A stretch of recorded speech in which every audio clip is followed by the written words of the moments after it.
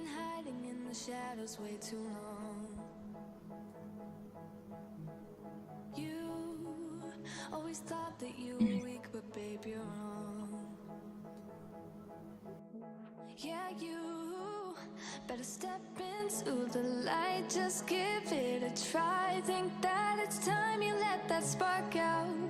You've been hiding in the shadows way too long. And who cares if you might mess it up? You're stronger than the others think. And who cares if you might mess it up? Go ahead and shine, darling,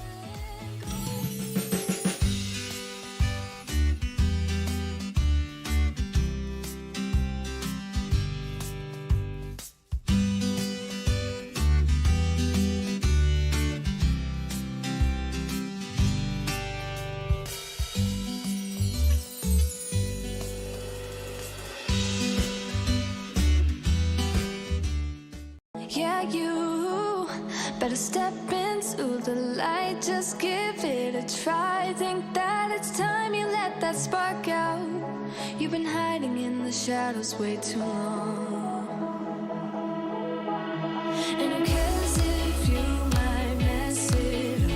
You're stronger than the others think. And who cares if you might mess it up? Go ahead and shine. Okay. Oh, wait, sing. I'm tired. My voice is a bit crackly, but I am here to welcome everybody. Thank you for being here again on Who, What, Where Wednesday with me, Narelle Warcon, with a lovely special guest today. Thank you so much for joining us. Thank you, Jean, for coming in from the USA. Ava, thank you so much for joining us from Bangladesh. And lovely to see you, Vivine, who was our special guest last week. Lovely to see you all. Please put in where you're coming in from. Nixon, lovely to see you. And Haranath, sorry. So yeah, welcome, welcome. For all those joining us on our Facebook channels, thank you so much. Please leave a message over there and I will come back and answer you later on, either this evening or tomorrow. Usually I'm pretty exhausted after our live. So again, welcome all. Who, What, Where Wednesday. I'm Narelle Warcon. I'm from Mackay, Queensland, Australia, and I am here to share with you. So today I want to start off, I have a little question. You know, sometimes I come in and make you think about things. Hi, Narissa, lovely to see you. Narissa was one of our ladies who came in and shared her story from New Zealand. So thank you, Narissa, for joining us and for your support. For any of those coming in from Australia and New Zealand, please reach out if you would like to share a part of your story. It always seems a little bit scary. Some people are saying, oh, you know, I don't really have anything to share, but we know that you do, and you're going to touch somebody's heart out there. Trust me. It is really important that you share a part of who you are. As we get older, we tend to get more wisdom, I like to call it. And we have that wisdom for a reason, because we've lived through stuff. We've survived through stuff, like myself being an author, surviving sexual, physical, and mental abuse. And I share my story because out there somewhere, there's a person listening here today, tomorrow, next, 6 months, next 6 years. Somebody out there, it's going to touch them one day, just like your story will. Jean, are you up too early? But anyway, for all those joining in, also on LinkedIn as well, thank you so much for joining us. Please leave your message over there, and also where you're coming in from. Yes, our special guest is coming up. But like I said, each week I sort of I say a little bit to have you think about things. And one of the things that are coming up for me lately are things like, do you feel like you've missed the train? Okay, do you feel like you've got to an age where you think, oh, I just can't be bothered anymore? Yes, Vivine, WA in the house. Do you feel that you haven't really done what you wanted to do in life? Have you found your purpose yet? Have you not found your purpose yet? You know, are there things that you would like to be doing, but you find that it's either financially that's holding you back, or just the ability to believe in yourself? You know, that's a really big thing these days, is a lot of people don't believe in themselves. They don't believe that they have the ability to be able to share something or learn something. You know, like myself, I'm learning every day, and sometimes it's overwhelming. Sometimes, you know, my ability to be full of strength and love and joy can sometimes leave me a little bit tired and a little bit worn out, and we have to learn to rest. So it's about balance in our life. The other one is, just quickly, so if you want to write in there, you know, if you feel like you've missed the train, or do you feel that the train's just pulling in and you're going to hop on and get on, and we're going to go at a high speed towards where you want to go. And the other one is, who are you helping? So I had a message come through this afternoon, and you know, from a person that is feeling a little bit deflated, I suppose that's how I would look at it. So the thing is, whether you have finances or not, there is still, hi Jelen, lovely to have you here. There is still ways of being able to help others, whether it's not from a financial, I mean, opening a door, smiling. We, you know, send some veggies and stuff over to our neighbors sometimes when we have them spare from other family members. You know, is there a way to be able to be nice to somebody, or helping somebody in need? And I think there's 1,000 ways of being able to do that without spending a cent. So put in there how you like helping people, you know, how you have helped people. You don't have to put names or anything like that, but I think it's always nice to share. So because what you share, somebody else might think, oh, I didn't think about that, I could do that. So yeah, so it's lovely to have you all here. I'm going to leave you with that, and I'm going to introduce our special guest coming in here from Australia, in Victoria, Melbourne, is our dear friend Peter Trojczak. And I would love to introduce you, Peter. Thank you for joining us this evening. It's so wonderful for you to be on, and I know our listeners are getting very excited to hear a part of your story. So hello and welcome. Yes, hello, Narelle, and thank you for inviting me to share my story. And good evening, everyone. My name is Peter Trojczak. I'm from Melbourne, Australia. I'm first generation Australian born to Ukrainian parents. My parents immigrated to Australia in 1948, just after the Second World War, and I was born in 1950. I'm married. Young fella. I've been married for 27 years, but we've been together for 34 years. So it's been a long, long haul, if you like. As far as siblings go, I had a brother. He was 9 years younger than me, but sadly he passed away when he was 43, and that was 20 years ago now. Wow. Yeah, so He was the same age as me, Peter. was he? Yes. He born in 61. 59 he was born in. Oh, there you go, a little bit older. Yeah, it was about And I was going to 21 say, years ago. you're a young fella being born in 1950, hey? Yeah, I am, yes.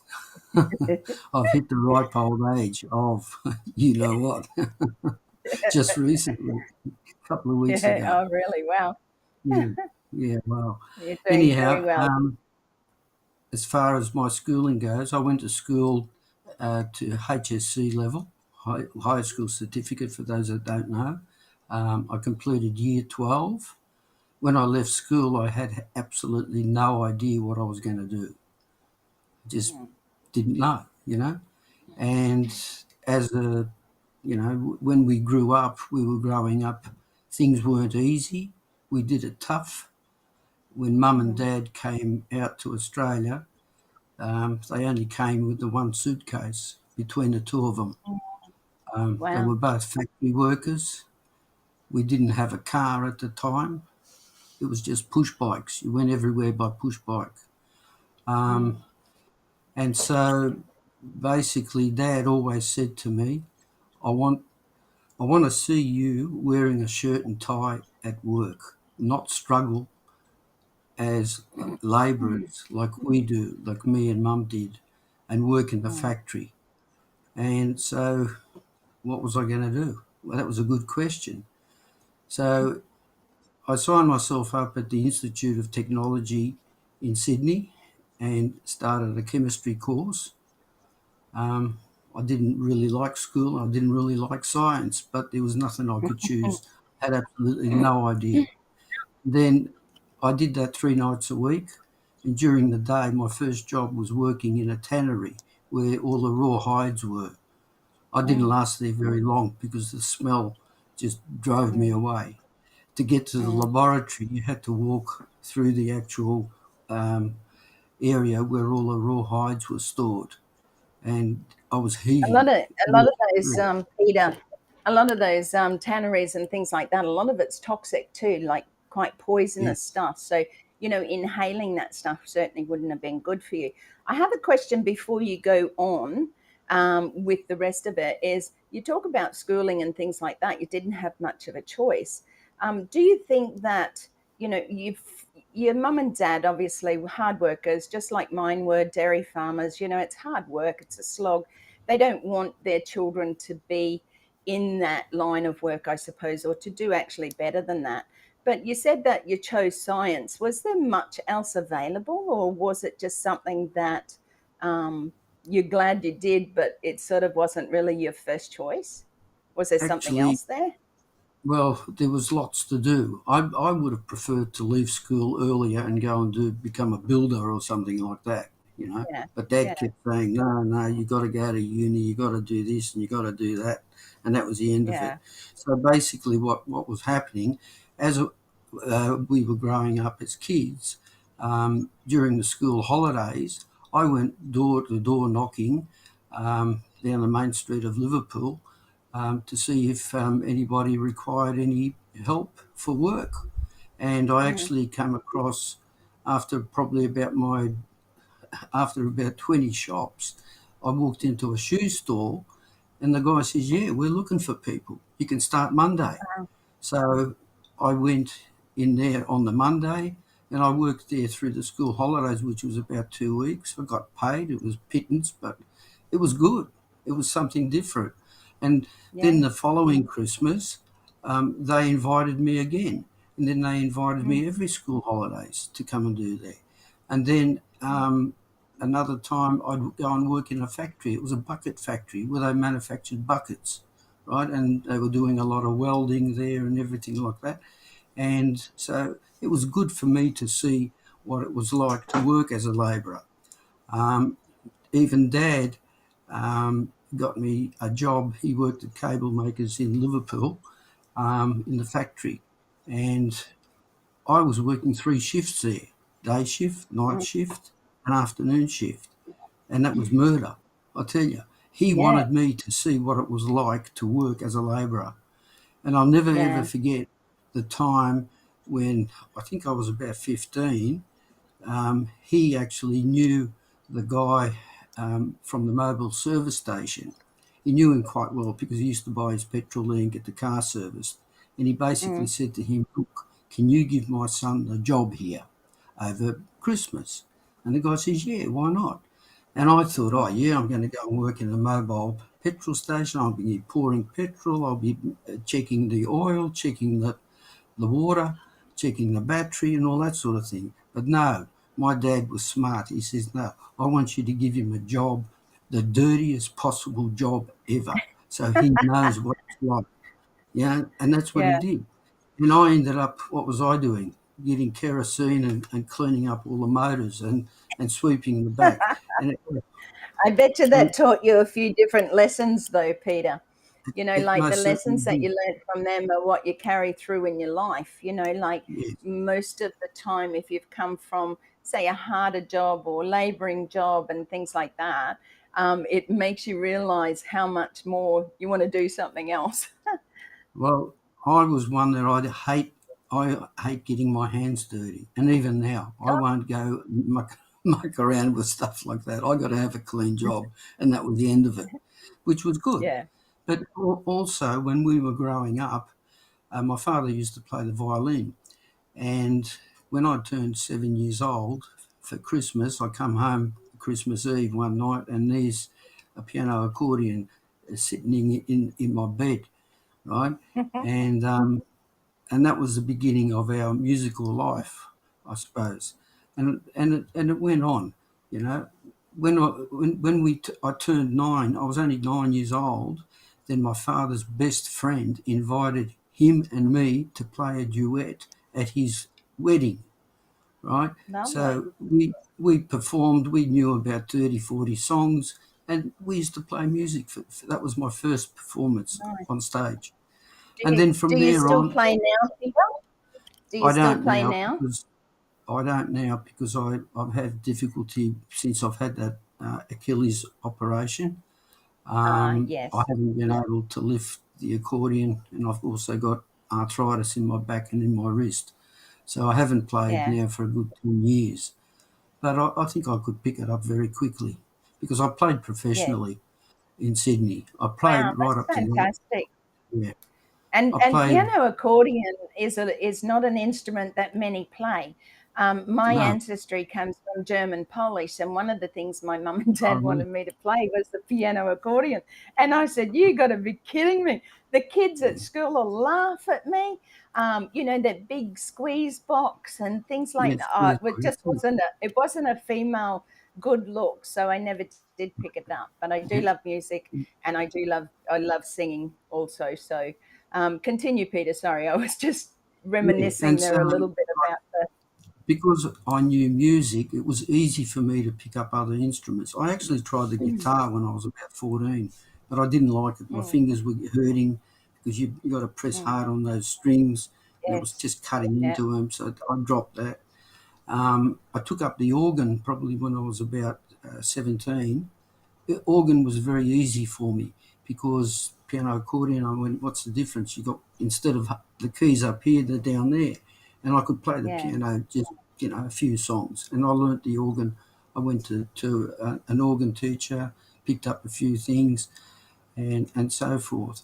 And then when I was 25, my brother used to play the clarinet and the saxophone as well, and he Mm, used to perform with us.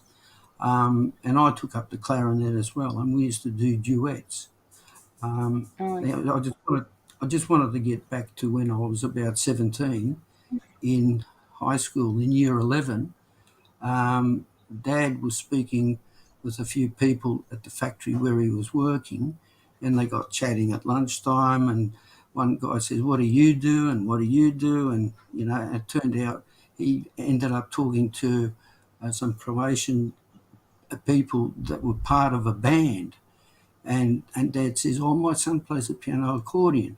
The next minute, they come over on a Saturday afternoon.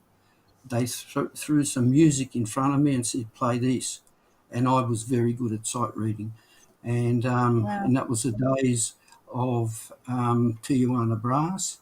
The guy was a trumpeter. We had a trombone player. We had a saxophone player, a guitar, and everything, and we used to perform. I was playing music in year 11. I'd play 4 hours on a Saturday night, and I'd earn $30 a night in 4 hours. Wow. My father worked in the factory, and he had to do 7 days a week, 60 hours a week to earn that kind of money to take it home. Wow. And he said to me, "Look at this, look at you, And I used to give them all the money because, things were tight, things were tough at home, and that was the situation. And then when my Yeah. brother came along, when I was 9 years old, well, Mum stopped working, and that's when they needed more help, and that's basically Yeah. how it went. Yeah, Yeah, it's incredible, the what you're talking about and where you're coming from. Jean put in there about, like you sound very musically talented. And one of the things that came up for me was I tried the guitar when I was 16. I was quite good at it, but you're right, it hurts the fingers and things like that. But I believe you're born into it. Like it's like a DNA in your body, because some people can pick up things so easily, and others, it's like languages. Have you ever tried to learn a different language? I tried Mandarin, and I did German at school because of my ancestry and things like that. But I'm pretty hopeless when it comes to languages. And again, I think the ability to speak more than one language, which we know as English, but those who can speak, fluent 2, 3, 4, 5 different languages, oh my gosh. But to me, what I'm saying is it must be born into you. I'm sure it's part of your DNA. So Jean also said about, hearing some of your recordings. Do you have anything that you recorded back in the day of yourself or in the band, or something that, our listeners would love to hear? Because you don't hear the piano accordion much today. So. Well, we did make a record at one stage. I played with a trio. 3 ladies were singing. We made a record, but I don't know where those records are these days. And they're the old records It'd that, be lovely if we could find them, Peter. yeah. Would be lovely. And also, So. I played. I used to perform for a lot of choirs and a lot of dancing groups, predominantly Ukrainian, all Ukrainian stuff, Wow, that's and incredible. yeah, and even right up to the age of 40, before I moved to Melbourne, we used to perform at the Opera House at the Shell Folkloric um, concerts every year. That's where all the nationalities get together. But getting back to Everybody the knows the language, Opera House in Australia is in Sydney. Remember yes, the Opera House, for those coming in listening to us from overseas? I would say most of you, probably 100% of you, know the Opera House. That's a big deal. Okay, that's a yeah, really big deal to even think about even going there, playing there, and being a part of, the surroundings of the Opera House in Sydney. So well done for that, Peter. That's incredible. So continue on, like you spoke about, your wife and stuff like that, being married for 27 and together 34. yeah. Obviously we all have ups and downs in different ways in our friendships, relationships, and things like that. Is there something about your beautiful wife that's, is a rock for you, or, something you'd like to share Oh, look, about her? she's always been a rock for me in everything I did, and even since I've had that Achilles operation. I mean, I was stuck in bed for 2 years and I couldn't go anywhere. I couldn't drive. I couldn't do a damn thing. And that's when I took up doing MLMs, uh, Yeah, multi-level marketing, because I couldn't get out of bed. I was in plaster for about 5 months. I couldn't get an operation here in Melbourne. I went to 3 orthopedic surgeons, and they said, "Oh, you're too old. If you're a 25-year-old footballer, we'd operate," and that was the end yeah, of it. So, but I was a medical rep in Sydney um, before I moved to Melbourne. I used to detail naproxen to doctors and orthopedic surgeons, and I knew a guy up there. So I mm, actually phoned him and I said, "Look, we're coming up to Sydney. Is there any chance I can see you? Because this, and this has happened." And he sort of said to me, "Look, just bring your MRI and we'll have a look, but I can't promise you anything." And I mm. hadn't seen this guy for 20 years. I walked in, he Wow, recognised me, and he just watched. He was walking behind me and watched my gait as I was walking. And he said to me, "Look, I can see," he said, "I cannot understand why nobody in Melbourne would operate on you." He said, "If you continue walking like this, you're going to end up in a wheelchair for the rest of your life, or mm, one day," because I had no grip with my yeah, toes, right? I had no grip, and which meant if I was standing on the side of a curb and a bus or a truck would come by, I'd just get sucked underneath, and that'd be the end of it. And that's what he said. So he actually booked me in for the next day. I had my wow, operation done in Sydney. Yeah, yeah, had my operation done in Sydney, and I ended up staying in Sydney, and poor Jenny had to drive home back to Melbourne because she had to go to work, right? And I was stuck there for a month, and before he'd even let me go home. And that was the situation. Yeah, it was tough. And when was that done? When was that done, Peter? When was the operation?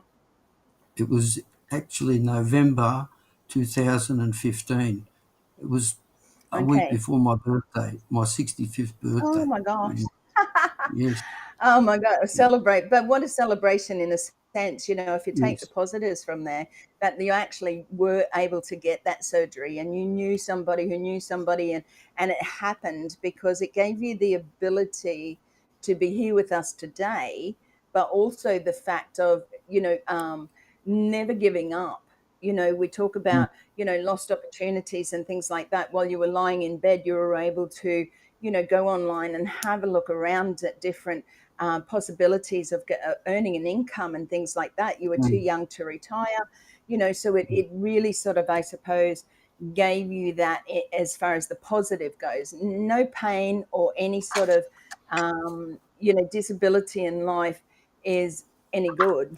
You know, we all have been through things in our life and it knocks you around, almost debilitating. Pain can be so debilitating that we need people around us. So kudos to Jenny, it was, wasn't it, for yes. being there and supporting you all the way through that, because that takes a very special person to be able to Mm, support their partner, or even for those who are looking after parents and things like that. So tell us a mm. little bit more about, you started online. What were you did you know what you were looking for, or did you know how to do anything online? And what I did you learn? I started with MLMs. I was still working at the time, and I did this was about 10 or 12 years ago, and I started with Amway, and you did a bit of Amway, you bought all the products, and that was the end of that. Then I switched to Herbalife because I wanted to lose weight, so I did that for quite a while, and I was doing all right there. Um, and then eventually that's when I did my leg, and I was stuck in a situation where I couldn't go anywhere, and I knew a few people, and I got onto another company called True Vision, American company, and that's where it went from there.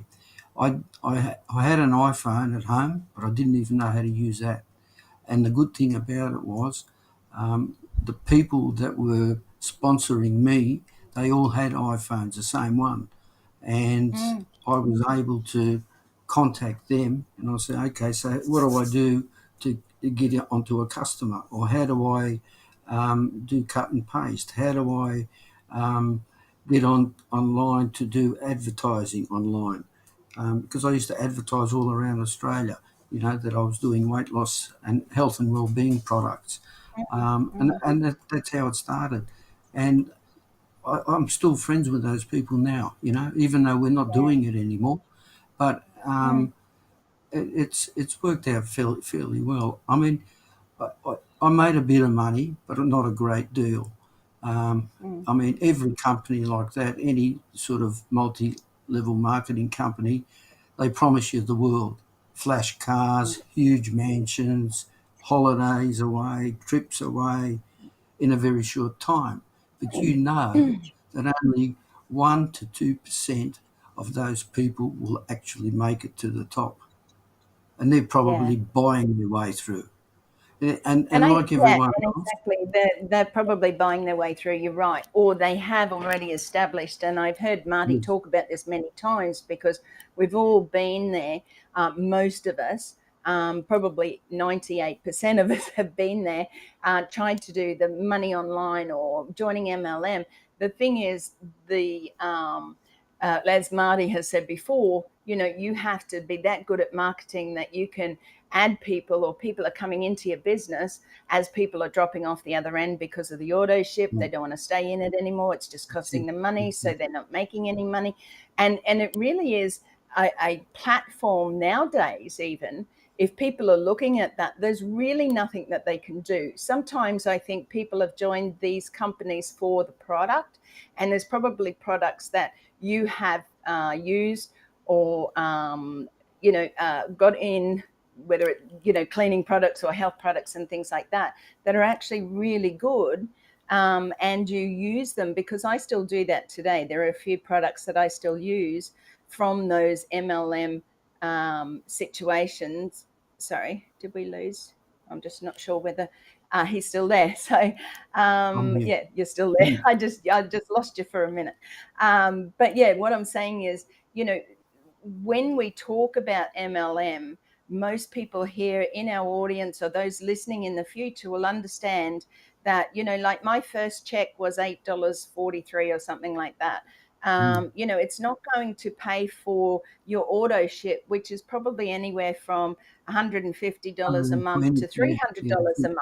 You know what I mean? So it's not enough. It keeps you, the thing I understand, and I get a little bit on my soapbox about this, is they catch you by saying, you buy this better one because it'll give you more product. You can share it out with people. And then they say, but if you have an auto ship, then you're going to get this reduced cost. But the thing is, all it's doing is locking you in for 3 months. And most people stay after that 3 months only for a very short period of time. So I know and understand, and I just wanted to share that with our audience, because I know that there's a lot listening that have been on that same journey. So was there something that sort of, stuck out for you? Was there something that you decided, look, this isn't for me, I've had enough, so? Well, I guess like everybody else, all that happened with me is I ended up with a cupboard full of products, and I've still got them here now. If anyone needs it. And like you said, you got to pay a monthly fee. You got to pay an auto ship, and that's just to stay in it. But here, like with ONPASSIVE, I mean, it was initially $97, and we got that back. So that's the difference, isn't it? Yeah. But look, I found it. Look, I switched from one company to the next, and it was. At one stage, I had about 60 customers, and then COVID came. When COVID came, because the products were coming from the US, delivery times went from 3 weeks to 3 months, and all the customers are waiting here in Australia, right, local, yeah, and they're all texting me, "Where's my product? I've ordered it 3 months ago. I still haven't got it," and I ended up losing 60 customers just like that. But in that space of time of me having those customers, I made about $8,000 in 4 months. $8,000 just but I wasn't going anywhere. I couldn't go anywhere because I was at home.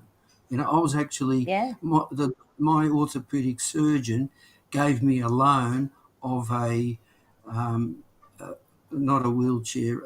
What do you call it? Oh, I've lost my train of thought. Anyway, I'll come back to it. Yeah, a scooter. It was a manual scooter. And where I could put my operated leg, my operated knee on it, and just push myself along. But the sad part was when I had that operation, I had to, every month, I had to travel to Sydney, fly to Sydney to see him for a checkup. And that was for straight 6 months, It was hard times. Oh, but getting back to the products, look, you can only sort of, after I lost all those customers, I had to look for other avenues for supply. I found a supplier in Queensland, and that was pretty good because it was very, very quick, 8 to 10 days. And then eventually that fell through because of COVID. And even the Queensland stuff coming from Rockhampton or from Queensland or from wherever it was coming to get to Melbourne, it was taking about 3 weeks, 4 weeks, People don't want that, so I probably retained about 40 to 50% of the customers, and eventually I lost a lot. So I thought, that's it. That's the end of it. I'm not interested in doing it anymore, Yeah. Peter, before you go ahead with that, sorry, there was just something that came up there, and you spoke about like time freedom, financial freedom. We talk about time and financial freedom, I suppose, and usually you have one or the other. Okay, in life, Yeah. many people have the time, but they don't have the financial freedom, or they have the money, but they don't have the time because they're working their guts out, Yes. building more and more and more and more, to have more.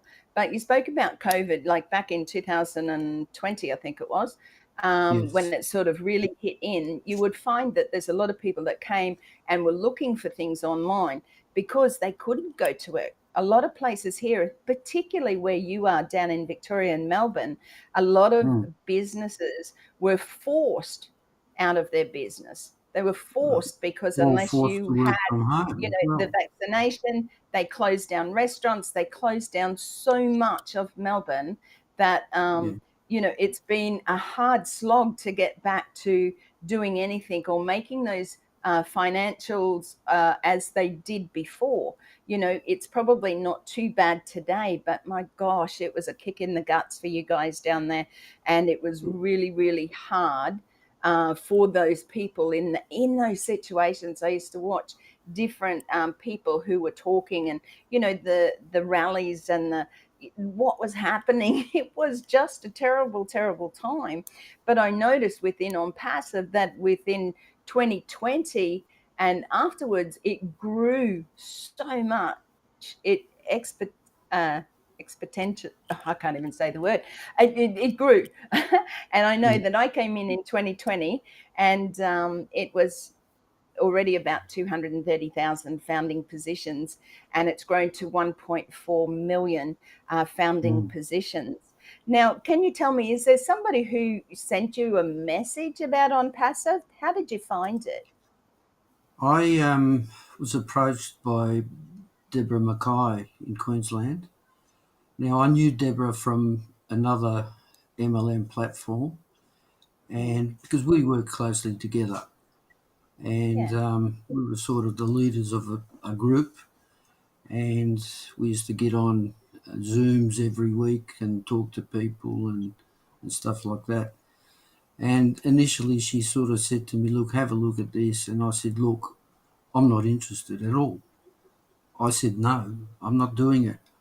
For a start, I'm computer illiterate. I've got no idea how to use computers. I mean, I knew what I knew from the iPhone, but that was about it. I knew more from the iPhone than I can do on a computer." And I said, yeah, "I'm not going to do it." And basically, she says, "Look, just have a look." And I said, "Oh, look, just leave it with me, not just yet." And eventually she kept coming back, and I said, "Look, I'll take a look anyway." But it was still a big no. And it was simply because of that. I'm not technology savvy. And that's what even worries me here. I mean, Ash says nobody will be left behind. So I'm thinking, well, he I've doesn't always say got it if you. he doesn't mean it. I can tell you that much. So, Yeah, and just to jump in there, you're at an age where, like you said, you didn't grow up. Neither did I, in a sense. I'm a little bit younger, but we didn't grow up with those abilities to have online. What was a website? What was this? It was yes. just life. You may Well, have had a phone. I think I got my first no, mobile phone in 2005. But the thing is, I didn't know anything. My kids actually taught me quite a bit. I joined Facebook in 2007, and I really didn't know what I was doing. But is there just a quick message for anybody out there around that 60, 70, 80 year old mark that you want yeah. to say to them? Because there's something I'm Look, sure that you can share with them. when I left school, it was 1968, 69 or something like that. When I left school, we didn't even have calculators at school, right? I I Use your went to brain. yeah, well, that's what it was. It was the multiplication table, and that was the end of it, Yeah, And I was yeah. pretty good at maths, and it helped me. But the biggest problem was I didn't learn to use a calculator until I went to the first year of uni, and I didn't even know how to use that. whereas kids of today, I mean, you got 3-year-olds using a laptop, using whatever they An, use, an the phone, iPad or a tablet. Yeah. iPad, that's what yeah. Yeah. And they're so computer literate. It's incredible, and that's basically why I sort of said no to Deborah. But I had a quick look at a couple of the webinars, and then I thought, oh, what the hell? I've got nothing to lose. I knew Deborah, and I can trust her, right? Yes. And I thought, Yes. so I said, just sign me up. I just rang her up and said, sign me up. And it was exactly the 29th of November, 21 that I signed up. That's 3 years ago, Wow. exactly 3 years ago. So here I am. That's it. Yeah, and that's incredible. Like I said, it's really a journey into it, and everybody comes into it differently. Whether for me, it was completely different again, and for any coming in, if you want to put in your sponsor's name, the person who introduced you to ONPASSIVE, we'd love to hear and do a shout out to those people as well. I just want to take a minute, Peter, before we go on to anything more. Is to say thank you for all of those in the chat. You are all remarkable. And for those who've come in, Raja, Rayashab, Loknath, thank you so much for joining us. Jeff Ratu, he's another Aussie guy from the Cook Islands, I believe. And Jeff had an amazing interview here, sharing that diamond within. You guys all have diamonds, ladies, gentlemen, anyone who, like I said, would like to come on and share a bit of their story. You can see that it really is just a chat between two people sharing a part of your life, a part of who you are, where you grew up. Remember, this video will go out, it will go viral, it will go out there to public. And never be ashamed of who you are, because this is your story. You do have a diamond within, you are worthy, and there is no one out there that should be telling you that you aren't. Now, I'm going to share out a couple of things here. So, Peter, you can just have a little drink of water, and then we'll come back to you to give you a little bit of a break. If anybody has any questions for Peter, please pop them in the chat. It would be really great if we had some of them. Glenda, thank you for joining us from South Australia. Lovely to see you. I am going to pop over to my website quickly. And the reason I do that is because I'm a published author. I have survived physical, sexual, and mental abuse. I have written a book about my life. It is and was a hard life to live through. When I found out in later years that things had happened as a child, which I never knew about. The reason why I share my story is because I want to bring hope to other women, men, and children that you are worthy and you are loved. And all you need to do is reach out anytime and know that, other people have been through this journey. So my name is Narelle Warcon. My website is narellewarcon.com. I do write some blogs. I'll just go down to my book. So my book looks like this. You can buy it from me if you want. Like I said, if you know somebody who may be going through domestic violence, who has been there, who may be in a situation where they just need to know that they're not alone. This is really important in life. It's not just about the abuse and stuff like that. I think in life we can all reach out to someone and touch their heart and let them know that they're not alone. So that's my book there, Blonde Roots, One Woman's Triumph Over 5 Lifetimes of Pain. Like I said, you can buy it here and with overseas. This is a delivered price within Australia. And if you want it sent overseas, I can do that, and we can organise the delivery fee on top of that price, but we can sort that out. If you want to go to Amazon, you can also look at it there and get a downloadable, and we will have a hard copy hard copy available on Amazon in the new year. So I also do some blogs. Please take a look, leave a comment for me, please. I spent a lot of time on putting together inspirational type quotes. Beauty is not in the face, beauty is a light in the heart. That was one I just shared recently on Facebook. any of those joining me who are friends of mine on Facebook. For those who have sent me 1,000 friend requests on Facebook, please pop over to my Narelle Warcon author page and please follow me over there. I share some stuff over there as well. I don't have any room left to accept friends on Facebook anymore. But please reach out to me in Messenger, because you can do that without having to be friends. And I'll say hello to you there, or I'll say g'day. Whenever you feel weak, remember the things that made you strong. There are times in your life when you felt that strength. There is times when you really did have a purpose and a passion. And sometimes life gets us down. And sometimes we feel like the bricks have all been thrown at us. And it's hard to work through that and put them into those stepping stones that we need to keep moving forward. So whenever you start to doubt yourself, remember those who believe in you. And there are people out there who do believe in you. Like I said, you are worthy and you are loved. So reach out if you need a hand and need a, listening ear. So set a goal so big that you can't achieve it until you grow into the person who can. That's a big one, because I think we're always learning and growing and learning and growing, that we achieve certain things at certain times in our life because we've grown into that person that we need to be to achieve that. So there are many there. Spread love everywhere you go. And like I said, that is free. So have a look at my blog. Like I said, my book is there. Reach out to me. There's a way of being able to just send me a little message. You can contact me here, send me a message, and now I'll come back to me. And like I said, I share that each week, whether it's of interest of anybody or not. I am a published author, and the reason why I shared my story is because I have such a big story. I'm, not just somebody that's sharing a little bit here and there. My book is very raw and real. And thank you to all of those who've purchased it all over the world, because I know that many, pass it on to other people that they know. Sometimes it's nice just to hand them a book and just leave it to them to read it. Because there's not a lot you can do as in words all the time. You can comfort, you can support, and you can show your love in many different ways.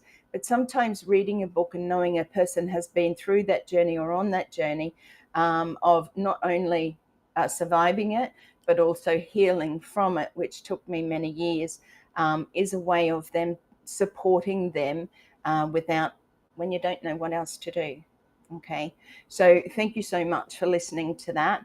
I'm just going to duck over here quick to the chat, and I may have to scroll just a little bit just to go back over things. Thank you, Jean. Yes, I think it's powerful. I think it was something that I needed to do. Some people say, how do you remember all of that? You don't forget. It's just a way of growing through it and being able to stay strong and having the people around you who love and support you and lift you up. And that is hugely important. So you can read a preview. The link is there. I do want to say a big happy anniversary to our dear past friend, Casey Zevenbergen. Casey, we love and miss you. And it was his 6th ONPASSIVE anniversary yesterday, I do believe, or it was this morning. I know I read it on LinkedIn, and Casey was a great support for me on many of my just LinkedIn channel, but also Facebook, and to many of you out there. I know that many of you have said tonight that Peter's voice is very much like Casey's, and I think it's that beautiful, calming, just, I don't know, just it has a whole feeling. But anyway, we'll keep moving from there. So thank you again for all of those who are joining me, maybe on Facebook, LinkedIn. Thank you so much. Over on my Narelle Warcon author page on Facebook. And if you are not my friend on Facebook, please pop over to Narelle Warcon author, and you will find me over there. Please follow me there. Reach out to me there if you want to have a chat.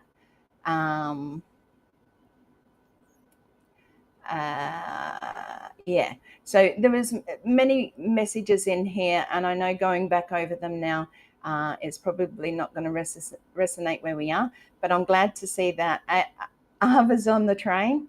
Thank you, Ava. It's going to be a fast-moving bullet train. We all know it, and we appreciate you being here from Bangladesh. You're a bit groggy today, Jean. Yeah, I understand that. Definitely. And Vivina, thank you for joining us. Okay, so I'm going to, Abdi, thank you so much for joining us. I think Abdi's in Victoria as well, if I remember correctly. It's so lovely to see you. Thank you so much for your support and all of those coming in from all over the world. It really is so nice to see you. If I haven't called your name, if you're on Facebook, please put something in the chat and say g'day.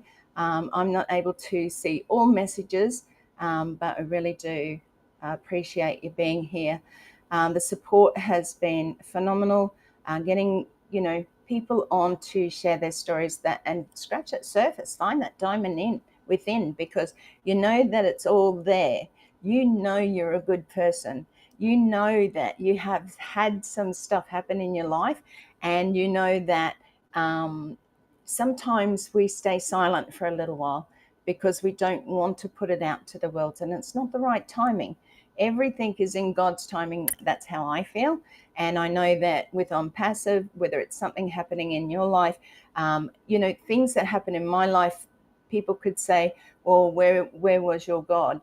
But the thing is, God has allowed me to survive through a lot of that stuff so that I could share my story with many today. So that's what I absolutely do. So I'm going to go back over to shout out to the friend Calm, who introduced me to ONPASSIVE. Thank you so much, Jeff, for sharing that.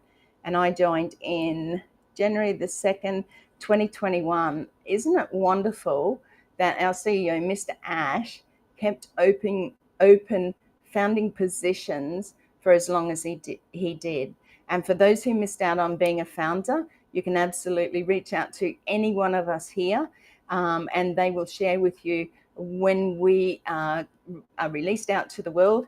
You can become an affiliate. You will want to use these products. We have seen some of them. They are above and beyond, and the value, there's nothing like it out there.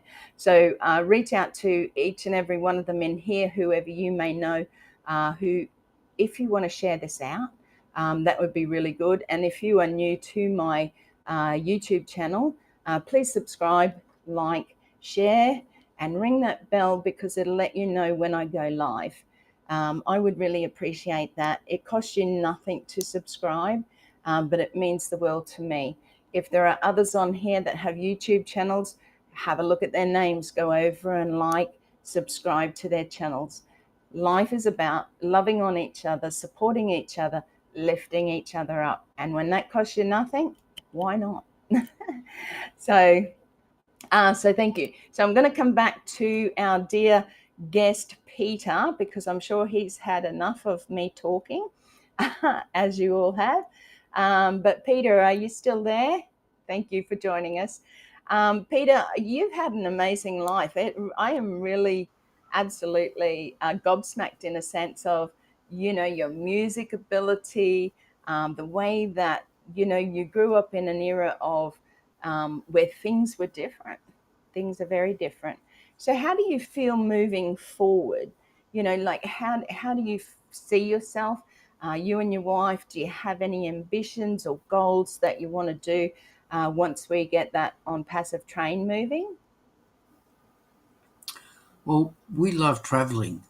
We're actually cruisers. We don't have any children. We weren't blessed to have any children. And so where everybody else spends all their money on schooling and universities for kids,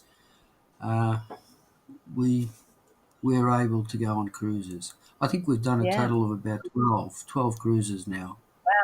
Wow. Excellent. That's great. Yeah. Like prior to COVID, we used to travel on the Princess cruises. We probably did about 6 or 7 then. And COVID came, stopped everything. And about 3 years ago, that was the first time we went on the Queen Elizabeth cruise. Beautiful. At that time, that's very flash. Very At that flash. at that time, I was still in a wheelchair. Oh, Um, really? yes, we couldn't get off the ship to go on any tours because Oh, they just wouldn't let you. And then the yeah. following year, which was last year, we went again last Christmas for the Christmas and New Year cruise. That was 21 days. We did New Zealand, North Island, and then 7 Wow. days back-to-back cruise to Tasmania. I was in a moon boot then. Still couldn't get off the Right. ship. Couldn't walk. Just couldn't walk. When I got back from that cruise, I started to look into joining a gym. We have a gym because we live in an apartment here in Port Melbourne. We have a Yes. gym Yeah. here, and I started to go there. I go 3 times a week just to do muscle strengthening classes. Mm. Um, and on this, well, as you know, we've just come off another cruise, 27 days around Australia plus Bali. Mm. That was the first cruise that I actually got off the ship and walked without any aid at all. Well Right? done. And I look at, year after year, and I sort of think, oh yeah, because my birthday's in November. What's different this November to last November to the November before? And that's Mm. that's where I look at it. But Yeah. that's the situation, you see. I've come a long way. Actually, on the ship, I was even going to the gym on the ship every second day. I even started to do chair aerobics. I was Wow. at 9:15 I do chair aerobics. 10:15 I did Yeah. Zumba. I couldn't jump around much Wow. because my ankle situation. But then Yeah. um, 9, 11, at 10:15, yeah, 11:15 I do line dancing. Then 12:15 I did Wow. ballroom dancing. I did everything. And by the time Oh, lunchtime that's came, I was incredible. You're an active man. yeah, and I was starving. And then in the afternoon, I had nothing to do, so I just went to the gym again and did half an hour on the bike. I can do 40 Yeah. minutes on the bike, no problem now. And I couldn't do Does that. Jenny I'm does slowly Jenny building it join up. you as well? Does No, Jenny no, join you? No. Jenny's a movie buff. Jenny's a movie buff, so she's yeah, It sounds amazing. I mean, I've been on one cruise, probably a couple of little island cruises from where I am up North Queensland years ago, but I took my girls on a cruise in 2012, just up the east coast of Australia. And it was just amazing. I tell you, the best thing about a cruise is no cooking, no cleaning, no nothing, just chilling out. You can read, you can go and do the things that they have. They have different plays and investigate. One of them was a who did it type thing.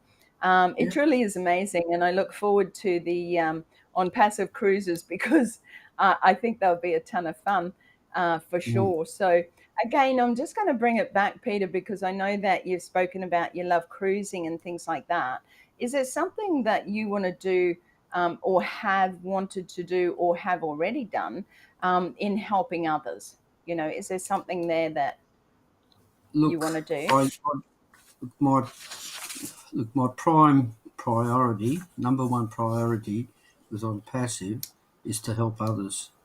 People that are struggling financially. I've got a very close friend in Sydney, and he helped a lot when my parents were in Sydney before they passed away. He helped me out, and he went through some difficult times, with a breakup, massive breakup, and whatever. And he needed help, so we've helped him out. Now, I'd like Mm, to help him out a little bit more. Now, mm, there are other people that I run into on a daily basis. I mean, we've got people here in Port Melbourne. You go down to Coles. Coles is only 300 metres from here. And mm, you walk down there, there's beggars there. They're begging for money. There's mm. homeless people. There's all sorts of Yeah. people.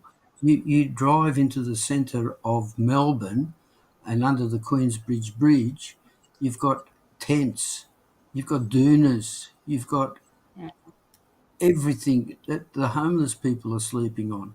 Why? mm, I mean, in this kind of society, why is all this mhm, happening?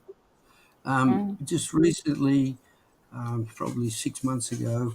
I met the lady that does the cleaning here, just the common areas.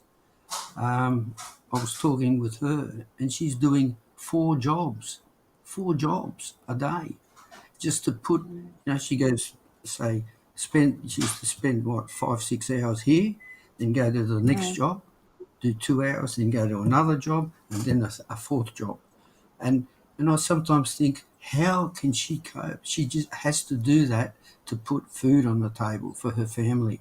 Yeah. And I sometimes think, well, I want to help her, just to, Yes. why can't they be comfortable like me? Just work a normal job, one job, and go home and be, stay around with your family and enjoy the family.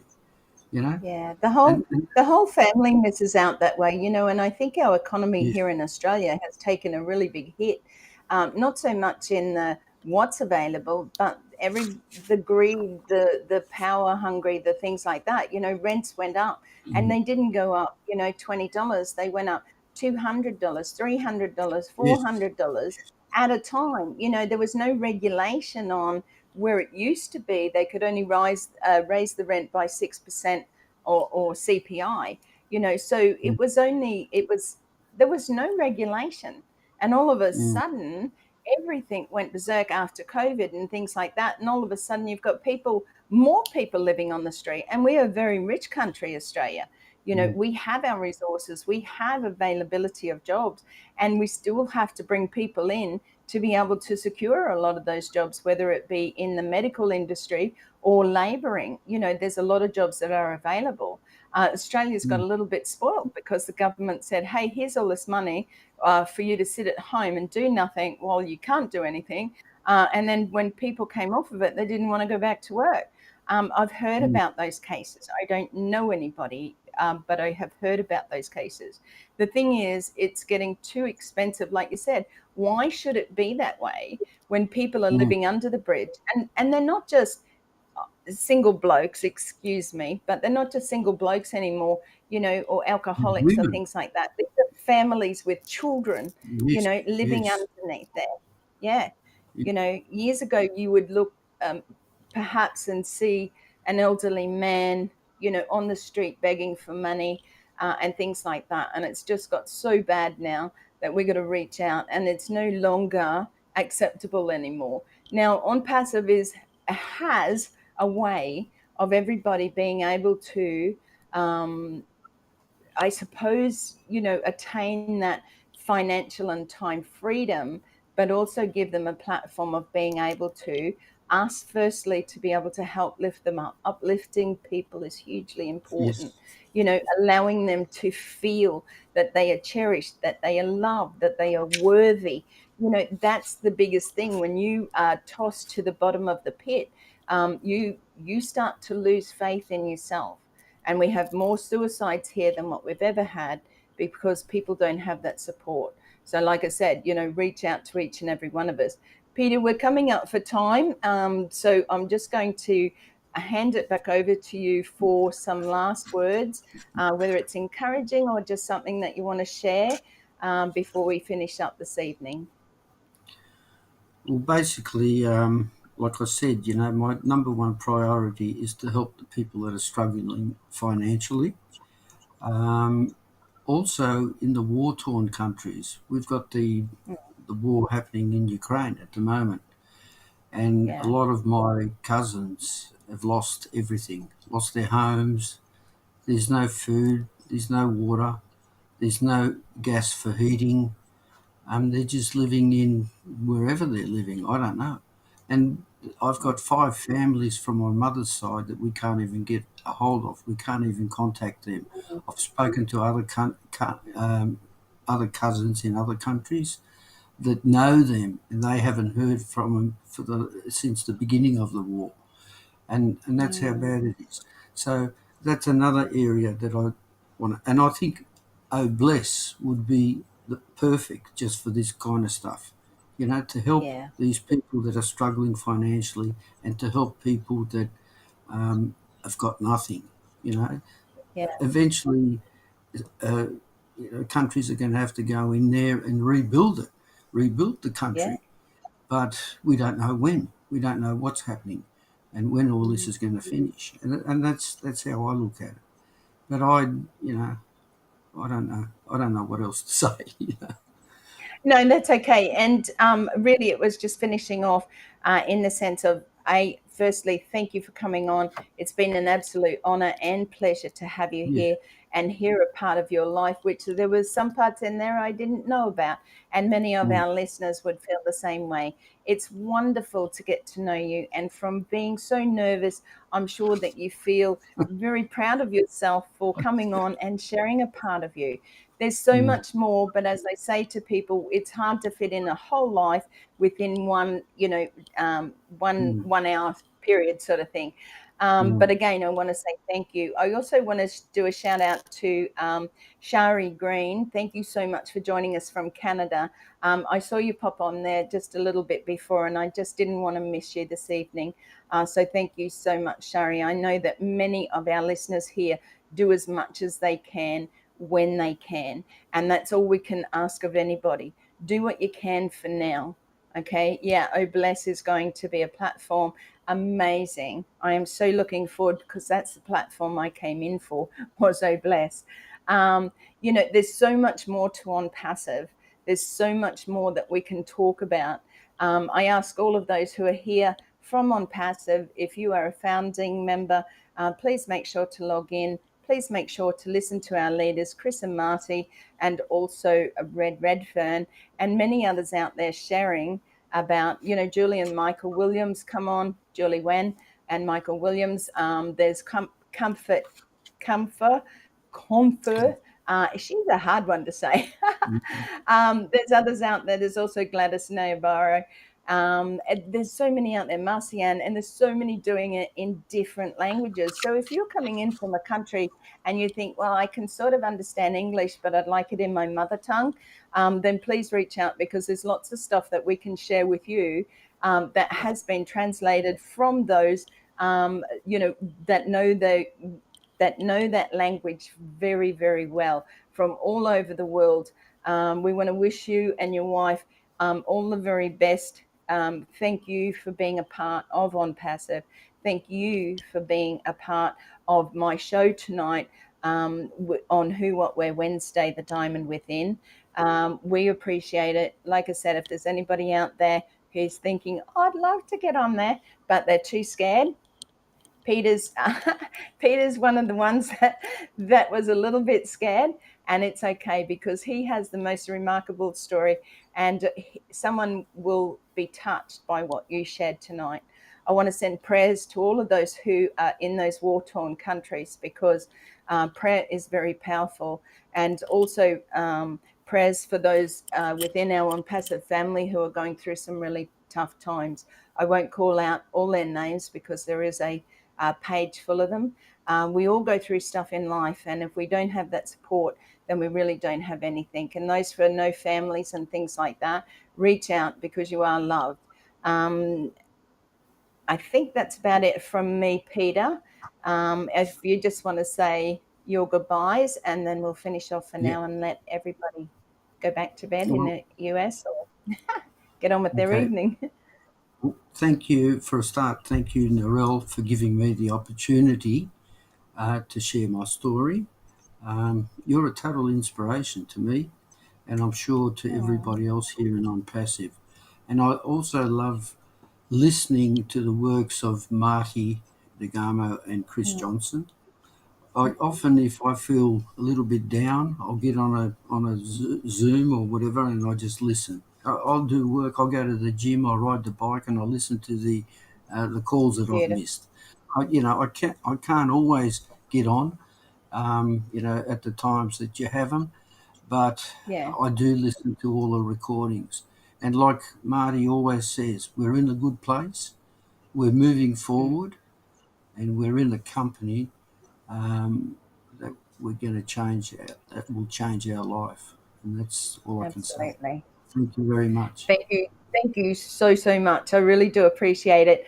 And we are in a company that's going to change the world. The best thing about it is it's built with heart, and it's going to bring, for the first time in ever, hope for humanity. And I think that's what we all are so looking forward to doing, is to helping those out there who firstly can't help themselves, are put into situations where they never asked to be there. And particularly the children, we need to get fresh water, we need to get clothing, we need to get food to these places as quickly as we can, when we can. So I do appreciate each and every one of you. For Australia, thank you so much for those coming in from Australia and New Zealand and supporting Who, What, Where Wednesday. And please reach out again. I do appreciate each and every one of you coming in from all over the world. I love you heaps, and I send lots and lots of blessings. And remember to pray for those in need, and for those celebrating a birthday, happy birthday. We love you. All the very best, and I'll see you next week on Who, What, Where Wednesday. And you never know what we have coming up. So thank you once again. Love to all, and thanks again, Peter. Bye.